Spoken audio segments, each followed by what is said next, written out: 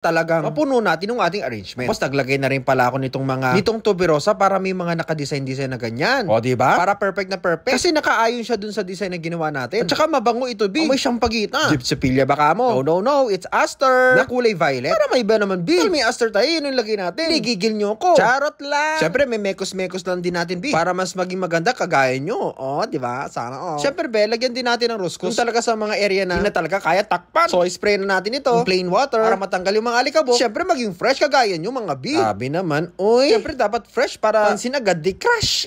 Sana. Siyempre, wag din natin kakalimutan bin na mag-spray ng lip shiner sa mga party ng roscos. Talagang napawawawi ang ating customer mga B. Sobrang ganda daw ng pagkakagawa. Ay, salamat naman. At siyempre mga B, naganda din ba kayo? If that's it so, comment down below na. At siyempre, wag niyong kakalimutan mag-share. Dahil malay nyo, kayo na magka-blessing sa katapusan. Chikas.